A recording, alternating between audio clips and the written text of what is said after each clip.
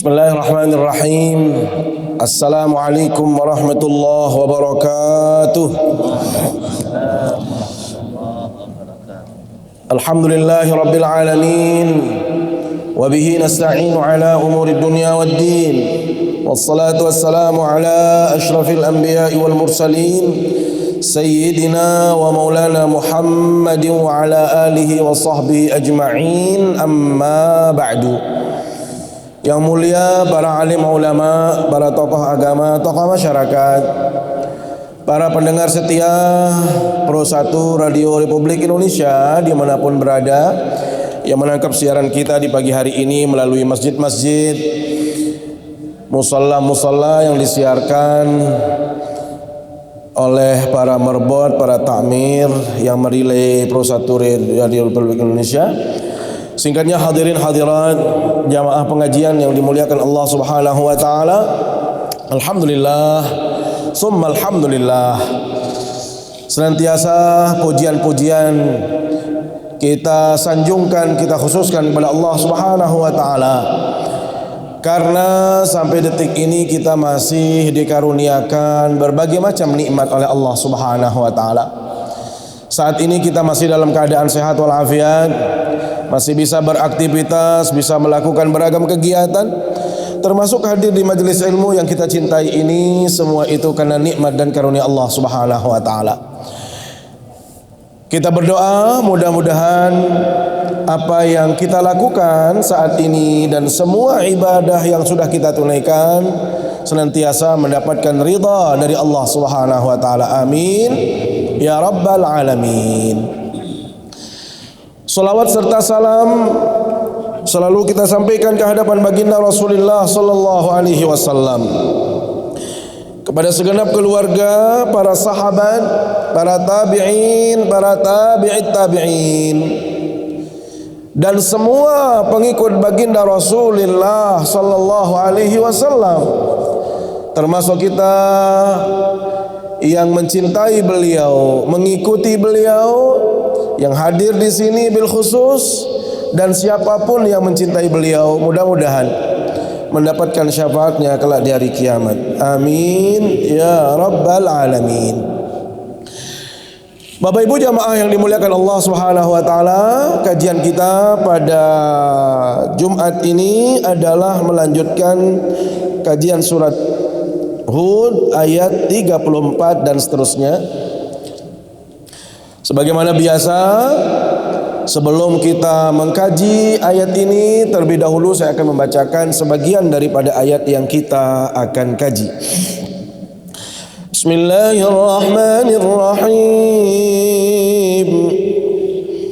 Wa la yanfa'ukum nushi in aradtu an ansaha lakum in kana Allahu yuridu an yughwiyakum huwa rabbukum wa ilaihi turja'un.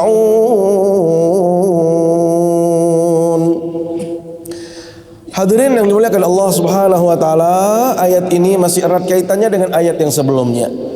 Supaya kita tidak lepas konteksnya dan teksnya, agar runut kita ada hubungan dengan sebelumnya. Ingat bahwasanya ayat yang sebelumnya juga masih berbicara tentang kondisi kaum Nabi Nuh. Bagaimana reaksi, bagaimana penerimaan terhadap dakwah. Sehingga di akhir-akhir ayat yang di atas sebelum yang kita kaji ini, mereka minta kepada Nabi Nuh, wahai Nabi Nuh, kalau yang benar Anda, apa yang Anda sampaikan, apa yang Anda ucapkan, maka mana azab Allah itu, turunkan saja segera. Ini dia minta mereka untuk diturunkan azab. Maka ayat ini pun masih menjelas tentang bagaimana upaya Nabi Nuh alaihissalam di dalam melaksanakan kegiatan dakwah. Wala yanfa'ukum nushi in aradtu an ansaha lakum. Dan nasihat yang disampaikan oleh Nabi Nuh, ya, nasihat-nasihat, ya, an-nushu ay qasdul khair lil mansuh wa ikhlasil qaul. Jadi yang dimaksud dengan nasihat dalam artian di sini adalah menginginkan kebaikan dari orang lain. Jadi apa yang disampaikan itu supaya orang lain mengikutinya, orang lain itu melaksanakan kebaikan. Jadi ibaratnya nasihat itu adalah mengingatkan orang agar mereka terus dalam kebaikan, agar mereka terus mendapatkan ridha Allah Subhanahu wa taala. Tetapi Nabi Nuh mengatakan, wala yanfa'ukum nushi, Anda ini benar-benar apa yang saya sampaikan, apa yang saya nasihatkan itu tidak ada artinya bagi Anda.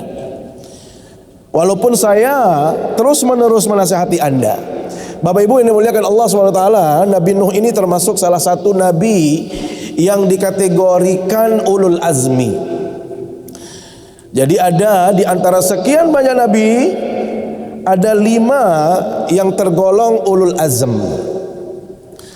yaitu baginda Rasul sallallahu alaihi wasallam, Nabi Muhammad, kemudian Nabi Isa, kemudian Nabi Musa, Nabi Ibrahim, dan Nabi Nuh alaihi salam.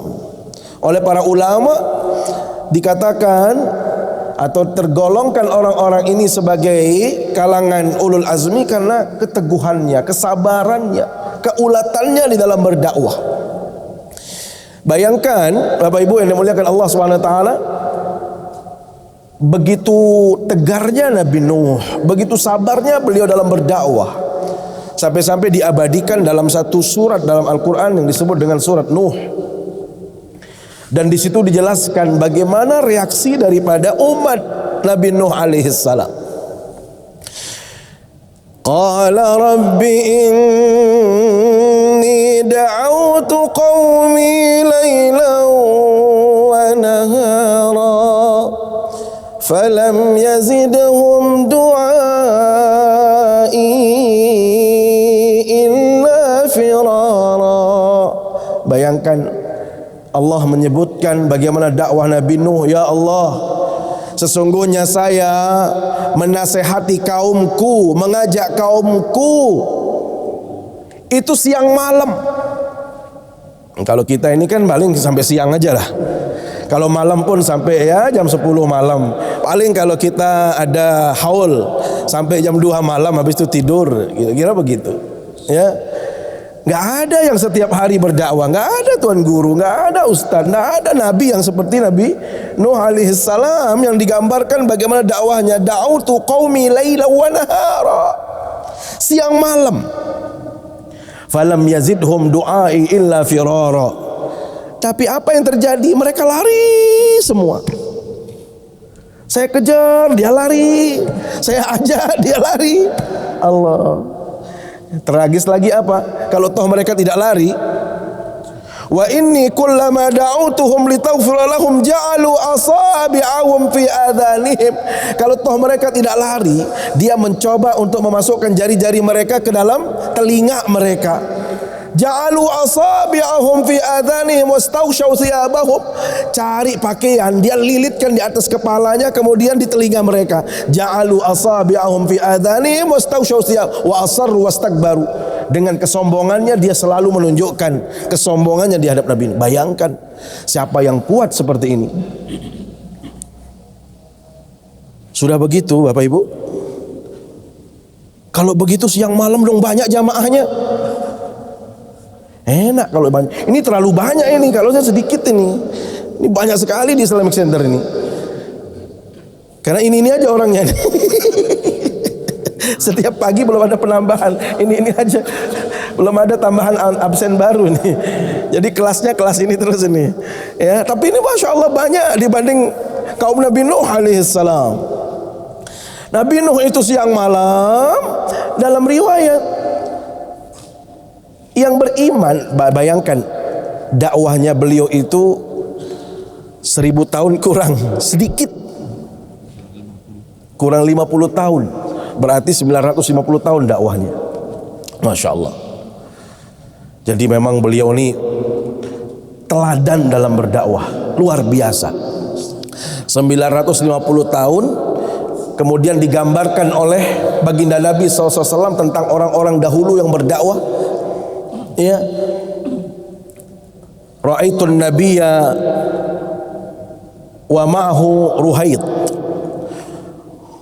wa ra'aitun nabiyya wa laysa ma'ahu illa rajul aw rajulain.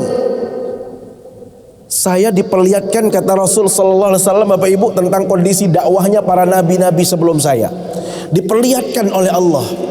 Ada nabi, masya Allah, ternyata yang bersama beliau itu hanya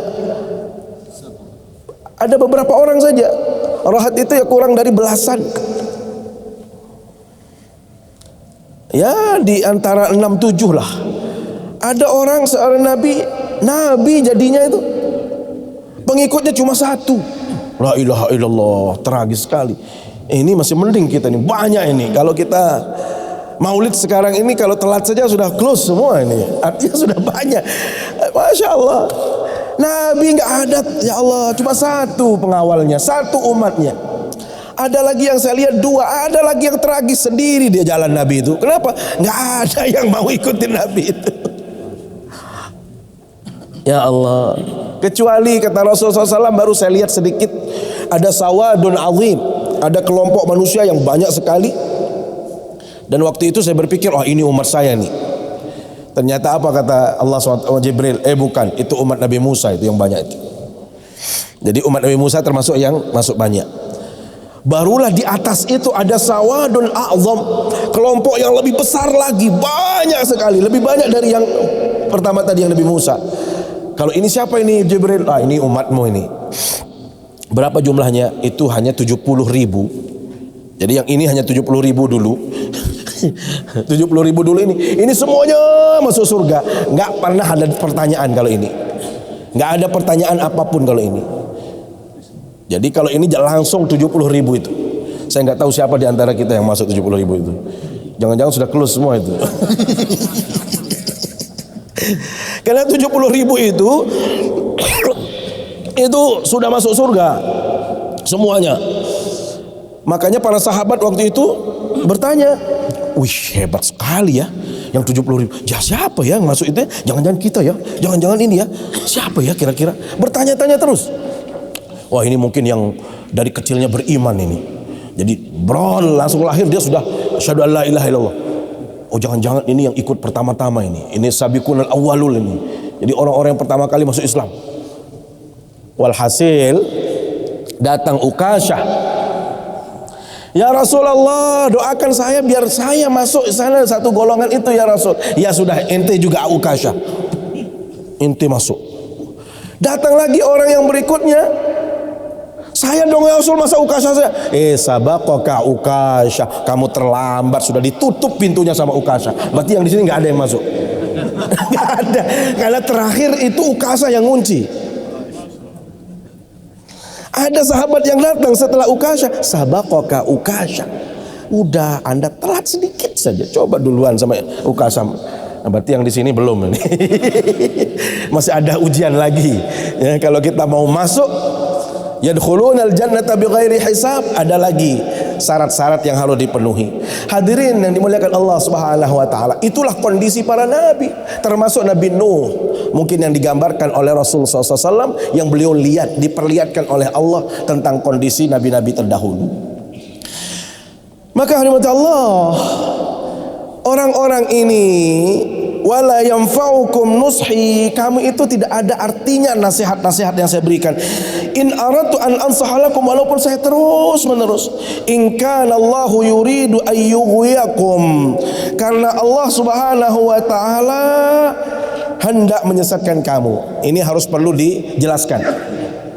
Jangan bertanya, berarti untuk apa kita berproses untuk menjadi iman? Nanti ujung-ujungnya Allah menentukan.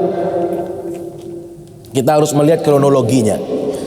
Jadi memang Allah, dalam konteks keberimanan seseorang, satu kita harus katakan, ada yang memang itu wilayahnya langsung diberikan oleh Allah, untuk dari Allah langsung. Jadi Allah menghendaki siapapun. Faman syaa'a falyu'min wa man syaa'a falyakfur. Ya, barang siapa yang ingin beriman maka berimanlah, siapa yang berkufur kufurlah. Ya. Itu ada yang model seperti itu. Yang kedua, itu ada upaya, usaha. Baik usaha kita atau usaha orang lain untuk menjadikan kita beriman. Nah, yang model yang kedua ini Kaum Nabi Nuh ini sudah ada upaya yang terus menerus, tetapi dia menolak kebenaran itu. Maka karena penolakan yang dia lakukan itu, maka Allah menjadikan dia kafir, menjadikan mereka tidak beriman. Jadi jangan memahami, oh ini kalau ada ungkapan in kana Allahu yuridu an yughwiyakum, kalau Allah berkehendak untuk menyesatkan kamu. Jadi ingat, kesesatan yang diperoleh oleh manusia atau keberimanan yang diperoleh oleh manusia itu ada unsur di situ keterlibatan manusia. Ya, ada unsur keterlibatan manusia. Apa contohnya? Ya, ada orang yang menasehati, ada yang mengingatkan, ada yang mengajak dan lain sebagainya, atau dia juga berupaya mencari orang-orang yang dekat sama dia itu orang-orang yang beriman, ya, berteman dengan dia dan lain sebagainya. Sering kita dengar ada orang mu'allaf, tidak pernah dia ngaji, cuma dia berteman sama orang muslim, orang ini baik dan lain sebagainya, maka dia dapat hidayah. Nah, perihal mendapatkan hidayah itulah yang memang otoritas Allah, itu adalah sepenuhnya dari Allah Subhanahu wa taala. Jadi orang menjadi beriman atau tidak itu karena Allah Subhanahu wa taala, tetapi setelah melalui proses-proses yang dilalui oleh manusia. Apakah itu dia menuntut ilmu, apakah dia mencari kebenaran, apakah dia berteman dengan orang-orang saleh dan lain sebagainya.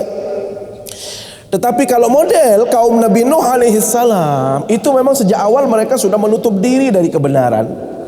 Mereka sudah menunjukkan kesombongan terhadap Nabi Nuh alaihi salam, sehingga yang terjadi kemudian adalah mereka memilih menjadi orang kafir, menjadi orang yang menentang Allah, tidak mau beriman. Inilah yang dimaksud. Huwa rabbukum wa ilaihi turja'un. Dia adalah Tuhanmu dan kepadanya lah kita semua akan kembali. Kemudian wa yaquluna iftarah. Nah, ini kaitannya dengan orang kafir Mekah ini.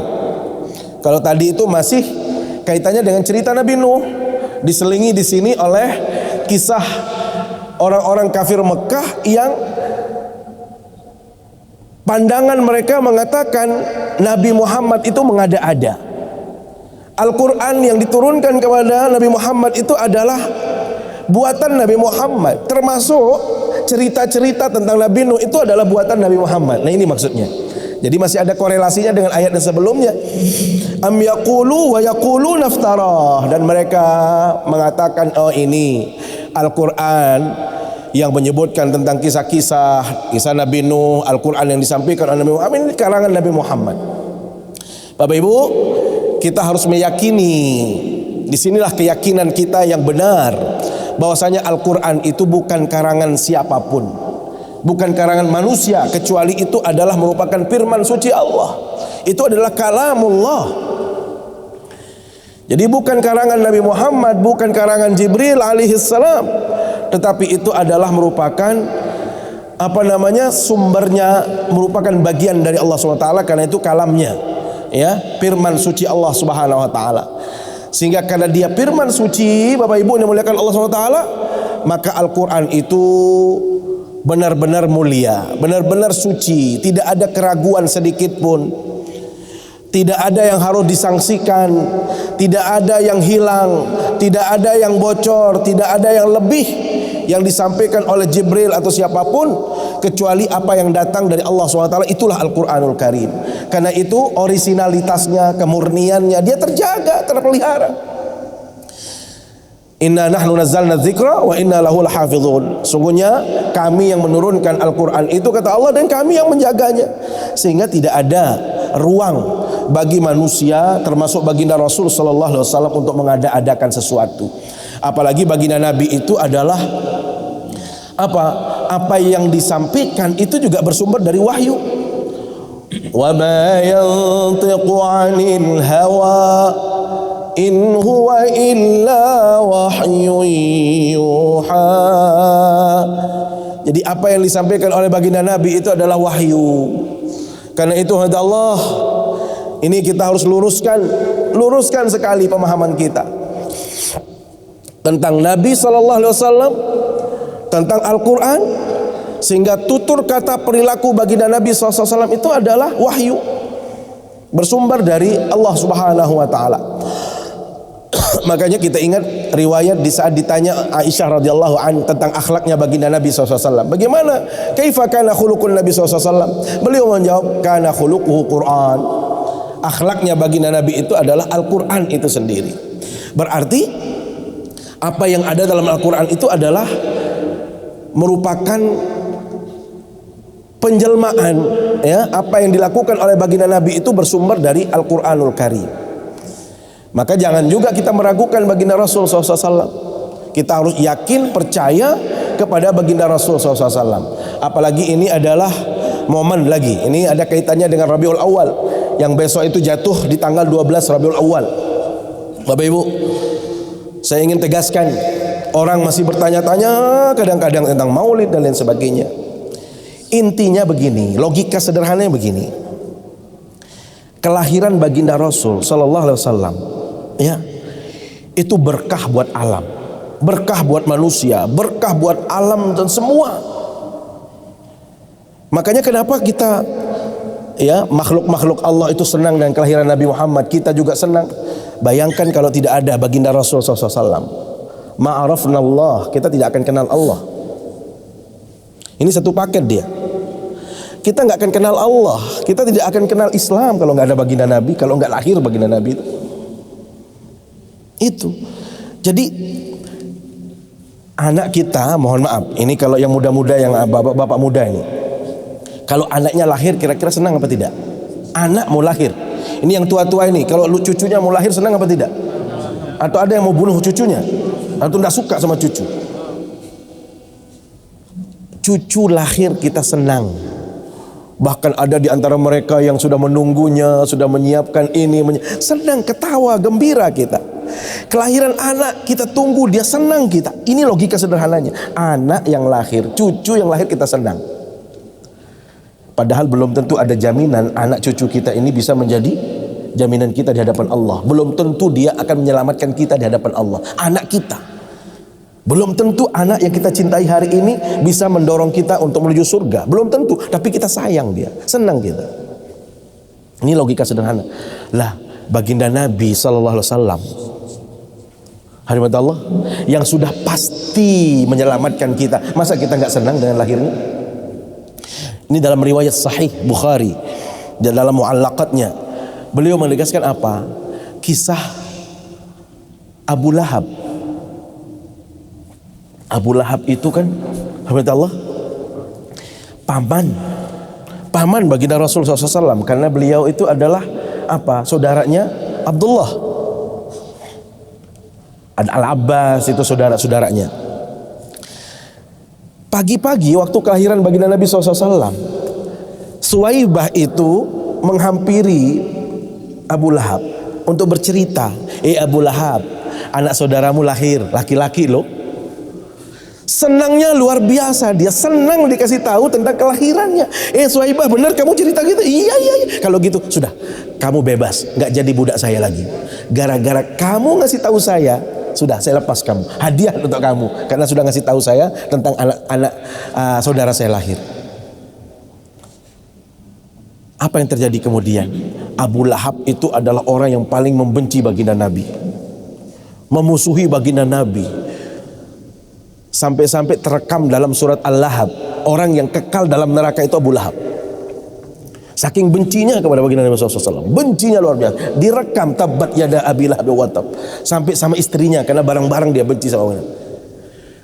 Ternyata pamannya Al-Abbas itu malam-malam di saat meninggalnya Abu Lahab itu mendapatkan mimpi.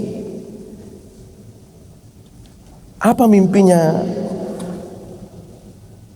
Al-Abbas? Malam-malam itu beliau melihat, bertemu dengan Abu Lahab. Wahai saudaraku, dalam mimpinya, gimana kondisi kamu di alam sana? Iya, saya disiksa terus, benar-benar saya sakit dalam kehidupan berikut saya. Jadi dia disiksa terus, di alam kuburnya disiksa. Tapi subhanallah, Bapak Ibu, kalau hari Senin itu khuffifa anhul adab. Kalau malam Senin, hari Senin itu azabnya diringankan oleh Allah, digratiskan oleh Allah SWT. Kenapa? Karena dia senang atas lahirnya baginda Rasulullah SAW. Sehingga Imam Syamsuddin Ad-Dimashqi itu mengatakan, kalau orang kafir yang memusuhi yang terekam dalam Al-Quran seperti Abu Lahab saja bisa mendapatkan keringanan azab hari Senin, bagaimana dengan kita yang setiap tahun merayakannya? Bagaimana yang setiap hari cinta kepada Rasul? Bagaimana yang setiap minggu mencintai Rasul? Bagaimana yang setiap tahun mencintai Rasulullah? Allahumma salli ala sayyidina Muhammad. Ini. Jadi kita harus yakin juga. Jadi apa yang tersampaikan dari baginda Rasul SAW itu adalah bersumber dari wahyu, bukan dibuat-buat oleh Rasul SAW. Jadi jangan sampai kita mengikut-ikutkan atau mengikuti cara orang-orang yang tidak bertanggung jawab, tidak beriman terhadap apa-apa yang disampaikan oleh baginda Rasul SAW. Kemudian lanjutan ayat, qul in iftaraituhu fa alayya ijrami. Ya, kalau memang saya mengada-ada, berarti itu kan akan tanggung jawab saya. Ya. Kalau memang aku mengada-ada, akulah yang akan memikul dosanya. Jadi tidak ada, bukan orang yang kita sampaikan. Kalau saya berdusta berarti saya menanggung dosanya, bukan bapak-bapak. Jadi kalau ada sesuatu yang keliru saya sampaikan, maka itu adalah tanggung jawab saya, bukan bapak-bapak yang harus bertanggung jawab itu. Ya, jadi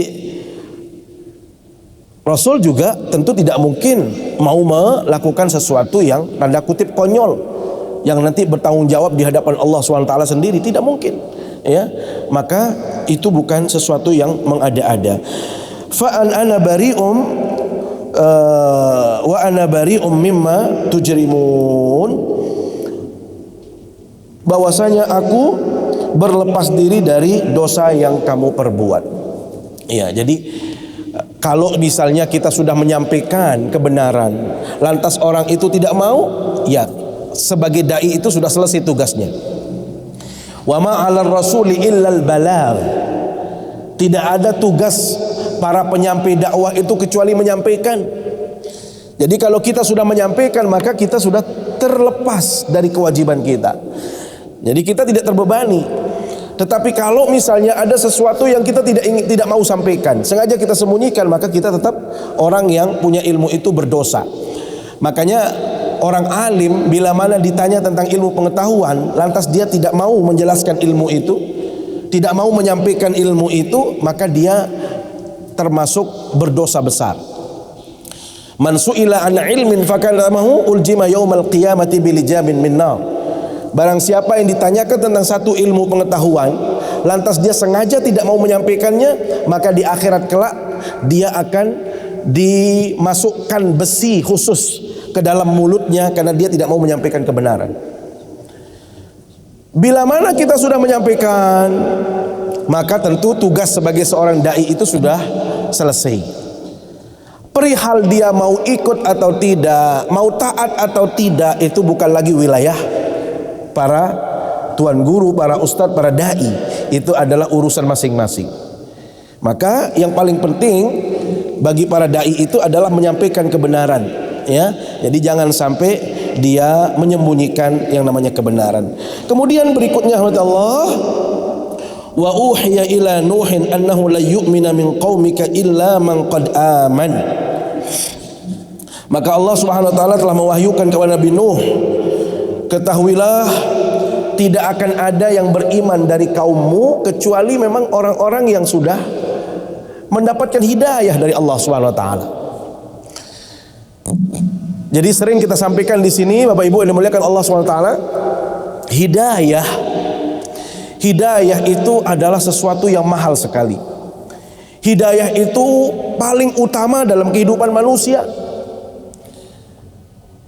Orang bagaimanapun kondisinya, bagaimanapun posisinya, bagaimanapun kekayaan yang dia miliki, kalau dia tidak memiliki iman, tidak ada gunanya dalam hidup ini. Maka inilah yang dimaksud dalam ayat ini, tidak akan bisa mengikutimu wahai Nabi Nuh kecuali orang-orang yang sudah punya iman. Maka iman ini yang harus kita pelihara, iman inilah yang harus kita jaga, Bapak Ibu yang dimuliakan Allah SWT. Jangan sampai kita perjualbelikan iman ini, atau kita gadekan, atau kita buang iman ini dari diri kita. Saya sudah menyampaikan hadis seringkali dan bahkan mungkin di majelis ini ada 2-3 kali saya ulang hadisnya. Rasul SAW katakan apa?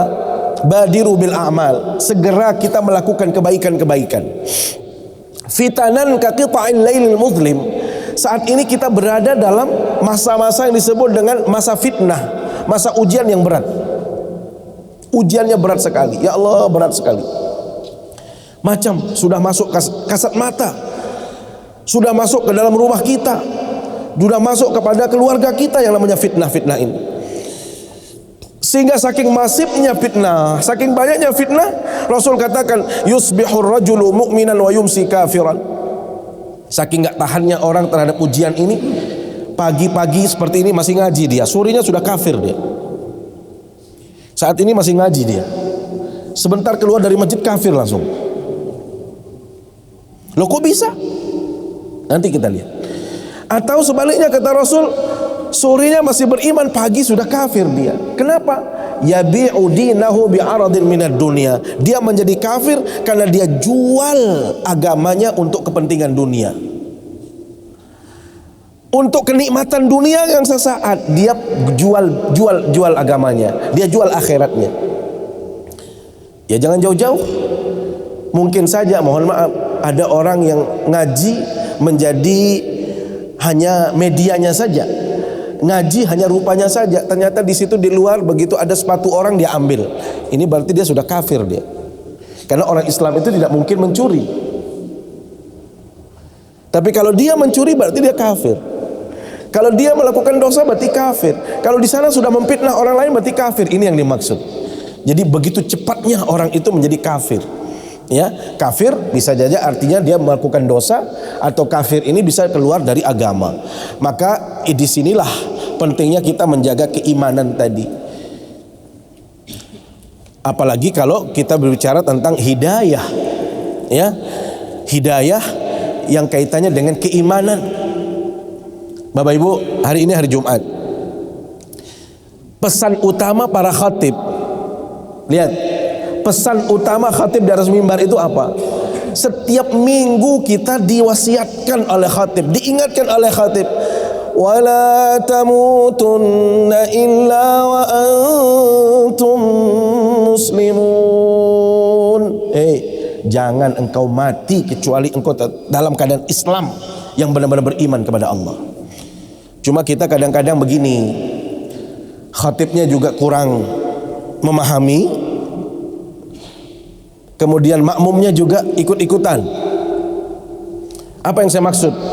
Jumat ini momen terbaik, momen yang sangat utama. Apalagi di saat khatib naik mimbar, itu adalah momen yang sangat luar biasa. Karena momen-momennya yang sangat utama di situ. Tetapi banyak makmum kita kalau hari Jumat itu tidur semua kalau sudah khatib naik mimbar. Masya Allah, paling nikmat untuk tidur itu adalah di saat khatib naik mimbar. Nggak ada yang lebih enak. Kalau hotel bintang 6, sekarang sudah ada hotel bintang 6. Hotel bintang 6 itu belum tentu kita bisa tidur. Tapi kalau khatib naik mimbar, Masya Allah, nikmat. Makanya kalau ada jamaah yang mungkin keluh kesahnya, saya punya tetangga nggak bisa tidur, dia kalau malam terus, dia siang, udah bawa dia hari Jumat, ini hari Jumat, bawa dia ke sini, Insya Allah tidur dia. Insya Allah tidur, Insya Allah. Apalagi khotibnya misalnya mohon maaf ya agak lembut-lembut lalu misalnya, kan udah siang itu nggak boleh lembut-lembut. Rasul SAW itu dalam riwayat beliau katakan apa? Tandanya khatib itu pintar paham agama itu kalau khutbahnya pendek-pendek, sholatnya agak panjang sedikit. Itu satu. Yang kedua, karena sallallahu alaihi wasallam idza khataba ka'annahu munziru jaish. Rasul itu kalau sedang berkhutbah itu seperti panglima perang. Sampai mata ihmarra aina, mata beliau memerah. Memang harus begitu kalau hari Jumat itu memang. Siang-siang kalau lemas, alhamdulillahi rabbil alamin, langsung tidur dia, aneh-aneh, sekek-sekek tidur. Tapi kalau misalnya, kan makanya kalau pelungguh lihat saya khutbah, bukan apa, saya lihat satu persatu, wala tamutunna illa wa, awas, kira-kira begitu kan bahasanya. Jangan sampai engkau gadaikan iman, jangan sampai kau mati. Kan tidak ada yang berani tidur kalau saya itu. Saya giniin satu-satu awal. Tapi kalau wala tamutunna illa wa antum muslimun, mulai itu. Padahal ini pesan takwa. Awas, wahai orang beriman, jangan kau mati kecuali engkau tetap sebagai lamun tu pemenang si khotib je. Ini berani. Makanya tiang Haji Ilham tahu dia kalau tiang. Saya lihat dia terus, enggak berani dia tidur. Setiap orang yang mau tidur begini, enggak jadi dia tidur. Masya Allah. Tapi kalau ada yang tidur saya stop langsung ceramah saya. Sudah, berarti enggak menarik saya. Aku lu qauli hadza. Nah, ini juga sudah. Aku lu qauli hadza. Itu rahmatullah. Jadi harus jangan sampai asyik makmumnya tidur. Ini udah panjang khutbahnya lagi. Makanya itulah Islam, itu indah sekali. Makanya Rasul itu luar biasa ajaran beliau. Laqad ja'akum rasulun min anfusikum aziz. Bagaimana ibadah itu kita nyaman, tenang. Apalagi kalau ibadah yang melibatkan banyak orang, nggak boleh panjang-panjang. Cuma tadi nggak tahu nih, kalau subuh memang Pak Ilham mesan harus ini panjang karena dia nggak berani pulang jamaahnya, nggak berani pulang karena memang masih pagi, masih fresh, masih seger. Ya paling tidur sedikit sambil berdiri kan, mau tidur rukuk nggak jadi tidur gitu aja tadi. Kalau rukuknya panjang dikit bangun iktidal nggak jadi. Tapi kalau khutbah itu enak sekali tidur, masya Allah. Apalagi tadi saya katakan ibadah yang melibatkan orang banyak itu harus simpel-simpel. Itu cara Rasul. Kenapa? Kebutuhan kita macam-macam. Ada jamaah yang belum siang mau Jumat belum makan, ya Allah lapar sekali. Makanya pendek-pendek khutbahnya supaya habis Jumat dia langsung cari makan. Atau karena dia tadi habis acara dia makan dia sebelum Jumatan, ya Allah kenyang sekali nggak enak. Ya sudah biar dia bisa istirahat. Maka cepet-cepet. Itu caranya Jilham. Itu cara. Ya, jadi Rasul SAW memang katakan di antara tanda khatib itu faqih, punya ilmu, bila khutbahnya pendek-pendek. Ya, tapi jangan terlalu pendek. Ya, jangan terlalu pendek. Pernah saya juga, masya Allah bahasa Arab semua dia pakai. Ada 5 menit langsung. Aduh, ini juga kurang pas karena ini momentum. Karena itu mohon para khatib itu ya up to date ilmunya, update sekali. Jangan ya kasih yang baru-baru lah. Makanya Khalifah Ma'mun itu ditanya, Khalifah Ma'mun, kenapa Anda kelihatan lebih tua dari usia? Kelihatan lebih tua dari usia. Beliau masih muda tapi tua sekali, ini sudah putih. Apa beliau bilang? Gimana saya nggak tua? Satu, beliau khalifah, kan mikir umat. Saya itu mikir umat Terus yang paling tidak bisa saya lepaskan itu apa? Hari Jumat saya harus tampil menjadi khatib. Itu saya harus mutalaah dulu, baca buku. Gimana nggak pusing saya? Jadi saya harus buka buku, buka kitab dulu. Hari Jumat saya tampil di sana sini. Itu saya harus buka referensi, kata beliau. Maka saya cepat tua, kata beliau. Cuma saya kalau di sini nggak mau tua, biar nggak kelihatan tua gitu kan. Ya tetap sudah tua sih saya, cuma tidak mau kelihatan tua karena di depan saya Pak Haji Ilham lebih tua, beliau tua kan, masa saya seperti beliau kan enggak. Kalau saya kan masih muda kalau dibanding beliau. Tapi kalau mana yang muda sekali nih? Sama beliau ya, saya tua. Kira-kira begitu. Sama beliau, sama adik kita ini. Tapi kalau sama Pak Haji ini ya mau muda saya. Gitu Bu ya. Subhanallah. Kemudian apa? Fala tabta'is bima kanu yaf'alun. Ini wahai Nabi Nuh, kalau memang dia tidak mau beriman sudah jangan sedih. Ya. Jangan terlalu bersedih. Ya kan itulah yang terjadi. Jadi yang mau beriman kepadamu itu yang memang dasarnya sudah beriman, sudah menerima dakwahmu. Tapi yang lain-lain ini ya sudah jangan kau sedihkan. Apalagi dalam riwayat sampai anaknya Nabi Nuh, istrinya Nabi Nuh itu kan tidak beriman. Itu yang beliau sedihkan. Maka saking sedihnya Nabi Nuh, innahu min ahli, innabni min ahli, itu kan beliau berkata di hadapan, ya Allah anakku ini, ya Allah ini kan keluarga saya. Tapi Allah mengatakan itu bukan keluargamu lagi. Walaupun anak kalau dia tidak beriman maka dia tidak lagi menjadi keluarga kita. Hadirin Allah, demikian yang dapat kami sampaikan terkait dengan ayat yang kita bahas hari ini. Mudah-mudahan semua kita mendapatkan informasi dan terinspirasi terutama dari kekuatan dakwah Nabi Nuh. Yang kedua, keyakinan kita bahwasanya apapun yang datang dari baginda Nabi itu adalah satu kebenaran, bukan sifatnya mengada-ada, bukan dibuat-buat oleh baginda Rasul, tapi itu semuanya adalah dari Allah SWT. Kemudian iman itu memang dari Allah SWT setelah melalui proses-proses yang kita lakukan, apakah dengan menuntut ilmu, berteman dengan orang-orang yang baik, meminta petunjuk dengan orang lain dan lain sebagainya. Itulah cara kita untuk menggapai iman. Mudah-mudahan ada manfaatnya. Mohon maaf atas segala kekurangannya. Mari kita bermunajat, berdoa kepada Allah SWT. Bismillahirrahmanirrahim. Alhamdulillahirabbil alamin. حمدا يوافي نعمه ويكافئ مزيده يا ربنا ولك الحمد كما ينبغي لجلال وجهك الكريم وعظيم سلطانك. اللهم صل على سيدنا محمد وسلم ورضي الله تعالى عن كل صحابة رسول الله أجمعين. اللهم نور قلوبنا بنور هدايتك. اللهم نور قلوبنا بنور هدايتك. اللهم نور قلوبنا بنور هدايتك كما نورت السماوات والأرض بنور شمسك وقمرك أبدا أبدا أبدا يا رب العالمين. اللهم إنا نسألك الهدى والتقى والعفاف والغنى.